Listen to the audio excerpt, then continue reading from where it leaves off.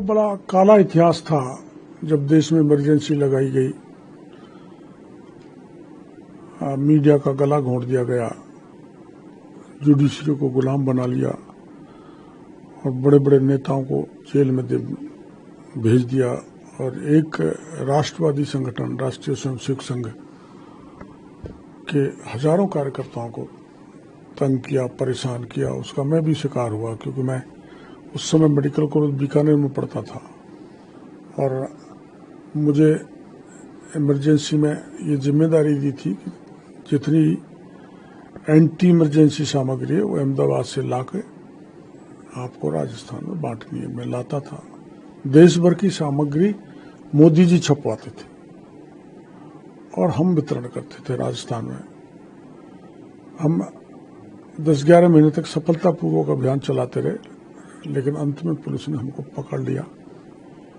और चूंकि पुलिस प्रशासन सरकार उस समय इतनी परेशान थी कि आखिर में कौन कर रहा है, तो मेरे को ऐसी यातनाएं दी, तो आज वो याद आ जाता है तो सिहर जाते हैं। मतलब नाखून खींच लेना, गुप्तांगों में पेट्रोल डाल देना, उल्टा लटका के पेट से मारना पीटना, बेहोश हो जाना, पानी नहीं देना, खाना समय पर नहीं देना।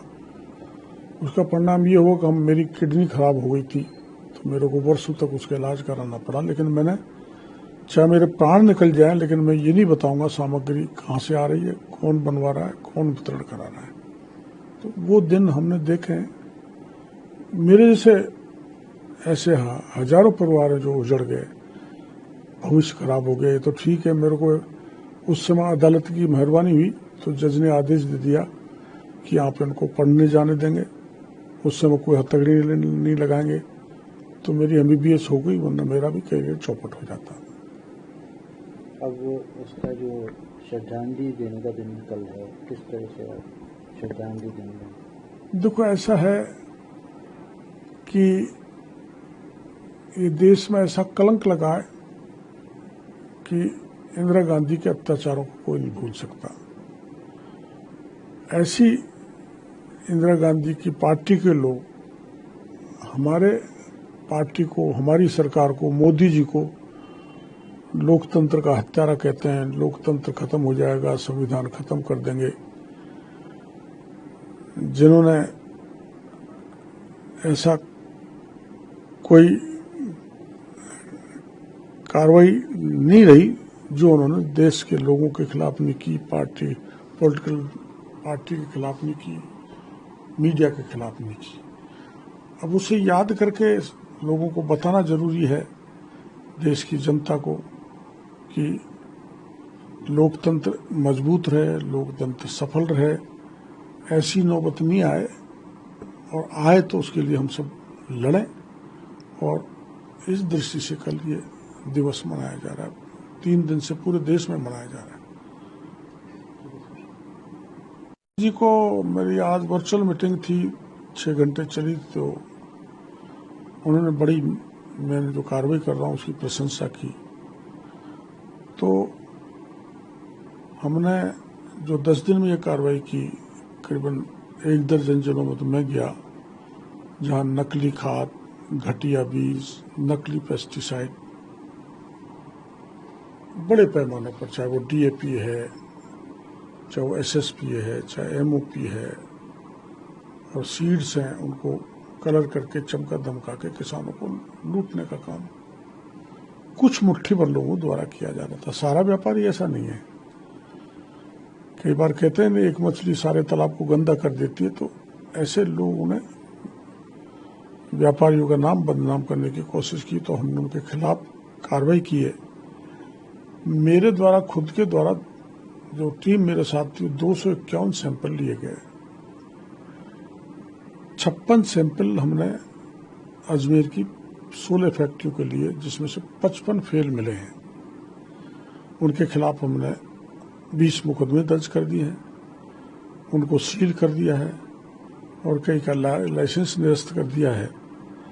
और अब तक टोटल राजस्थान में हमारे कार्रवाई में 28 FIR दर्ज हुई है, जिसमें बीकानेर में कल 7 दर्ज हुई। और इसको लेकर पता नहीं क्यों कांग्रेस के बड़े बड़े नेता, कल तो जम के गहलोत साहब ने हमला किया है, सचिन पायलट साहब ने भी किया, हमारे पीसीसी चीफ ने भी किया, वो इस कार्रवाई से प्रसन्न नहीं है। हम इसमें कोई राजनीति नहीं कर रहे, कोई दल के लोगों को फंसा रहे हो, क्योंकि जो किसान को लूटेगा उसको हम मिटा देंगे। इसलिए मेरे को दुख है इस बात का। मेरे को लग रहा था कि विपक्ष इस मामले में हमारा साथ देगा, लेकिन विपक्ष मिलावटखोरों के खिलाफ, किसानों को लूटने वालों के साथ खड़ा है। ये दुर्भाग्यपूर्ण है, खेदजनक है। पीसीसी अध्यक्ष ने एक बयान दिया था परसों। उन्होंने कहा कि मंत्री जी जो कार्रवाई कर रहे हैं उसमें जिक्र बार बार गुजरात से आने का कर रहे हैं। देखो, कहीं से भी आया हो, मेरी बात सुनो, इतना ही नहीं करे। हमारे राज्य में जो किशनगढ़ में पहले हमने कार्रवाई की थी, उसमें वो घटिया खाद 16 राज्यों में जा रहा है। तो हमने 16 राज्यों को सूचना दे दी, सावधान रहे। तो आपस में एक स्टेट से दूसरी स्टेट में माल आता है जाता है, जो भी कबाड़ेबाज हैं, चाहे गुजरात में हो, चाहे उत्तर प्रदेश में हो, चाहे हमारे प्रदेश में हो, हम उनके खिलाफ कार्रवाई कर रहे हैं। अब उनके तो डोटासरा जी तो कभी कौन सी बात बोल जाए, कोई भरोसा नहीं।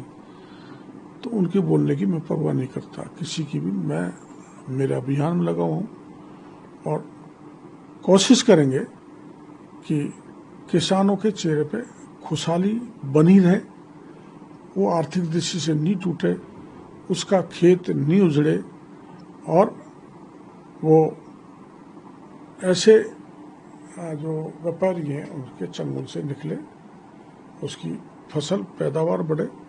क्योंकि मैंने गंगानगर में देखा, तीन साल से वहाँ नरमा नहीं हो रहा, उनको घटिया बीज दिया जा रहा है।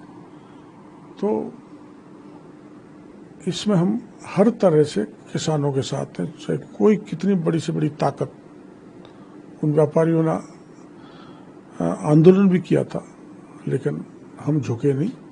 हम उनके खिलाफ कार्रवाई पुख्ता करेंगे, मजबूत कार्रवाई करेंगे, किसानों को जितना होगा उतनी मदद करेंगे। लेटर में क्या कुछ लिखा है? लेटर में मैंने मंत्री जी को सारी चीज़ों का, कितने नमूने लिए, कितनी एफआईआर दर्ज हुई, जानकारी देते हुए मांग की है कि आप एक सख्त कानून संसद में पारित करें, ताकि किसानों के खिलाफ जो षड्यंत्र हो रहा है, किसानों को छलावा हो रहा है, उनको लूटा जा रहा है, वो ऐसे लुटेरों से मुक्ति पा सके। और मौखिक रूप से जब मैंने कहा था, तो मंत्री जी ने स्वीकार किया है कि हम सख्त कानून लाएंगे, ताकि